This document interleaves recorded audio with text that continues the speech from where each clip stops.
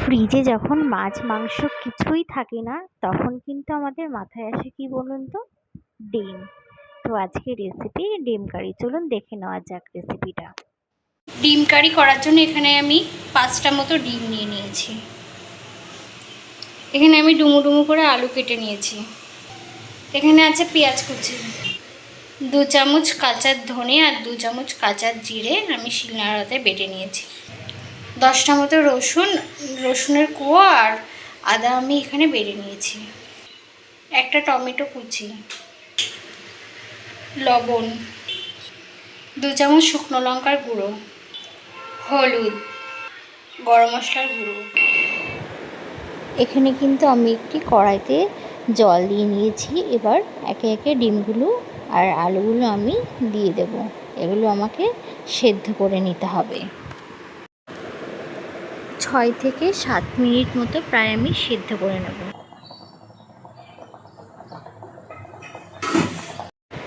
এখানে কিন্তু 7 মিনিট পর আমি চলে এসেছি। এবার আমার ডিমটা কিন্তু এখানে সেদ্ধ হয়ে গেছে। একে একে আমি ডিমগুলো নামিয়ে নেব আর ঠান্ডা জলে আমি প্রায় 1 মিনিট মতো রেখে দেব। তাহলে কী হয় বলুন তো, ডিমগুলো ছাড়ানোর সময় খোসার সাথে ডিমগুলো চলে আসে না। এবার আমার ডিমগুলো ছাড়ানো হয়ে গেছে। তেল গরম করে আমি একে একে ডিমগুলো ভেজে নেব। দিয়ে দেব হলুদ, লবণ। এবার কিন্তু আমাকে ভালো করে নাড়তে লাগবে। এখানে কিন্তু লালচে করে আমি ডিমগুলোকে ভেজে নিয়েছি। আমি সেই একই কড়াইতে কিন্তু আরেকটু তেল দিয়ে সেদ্ধ করা আলুগুলো দিয়ে দিয়েছি। এরপর দিয়েছি 1/2 চামচ মতো লবণ আর 1/2 চামচ মতো হলুদ।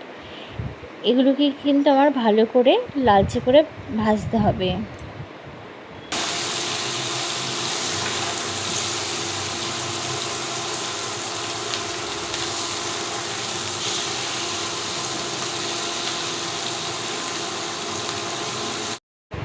এখানে কিন্তু আমার আলুগুলো ভাজা হয়ে গেছে।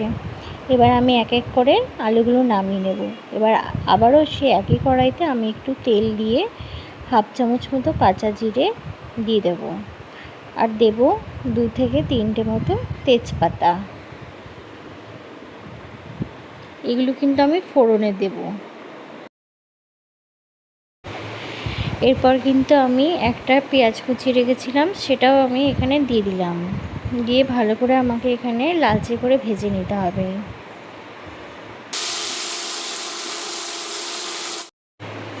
এরপর কিন্তু এখানে আমার একটা কুচিয়ে রাখা টমেটো সেটাও দিয়ে দিয়েছি।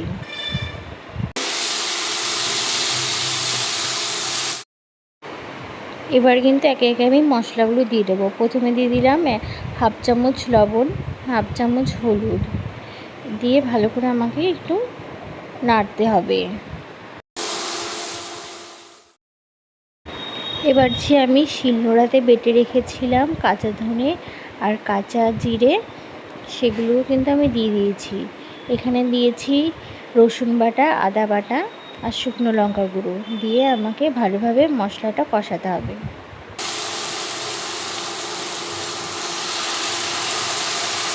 এখানে কিন্তু মশলাটা কষানোর জন্য আমি হালকা একটু জল দিয়েছি।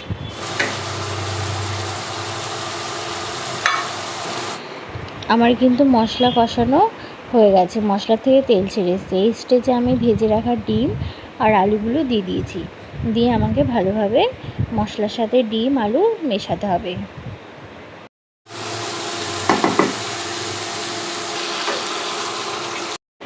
এখানে কিন্তু আমার ডিম আর আলুর সাথে মশলাটা কষানো হয়ে গেছে। আমি কিন্তু একটু জল দিয়ে কষিয়েছিলাম। এখানে আমার মশলা পুরো কষানো হয়ে গেছে।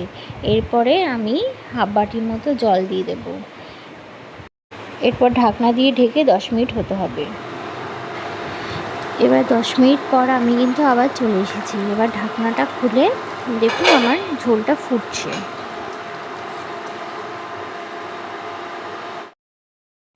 এখানে কিন্তু আমার প্রায় ডিমের কারিটা হয়ে এসেছে। এরপর আমি লাস্ট স্টেজে দিয়ে দেব 1/2 চামচ মতো গরম মশলা গুঁড়ো দিয়ে আমাকে ভালো করে নেড়ে চেড়ে নিতে হবে। এখানে দেখুন আমার ডিম কারিটি কিন্তু পুরো রেডি। ভালো লাগলে like, comment, share and subscribe করে দেবেন। আপনারা কিন্তু বাড়িতে ট্রাই করে দেখতে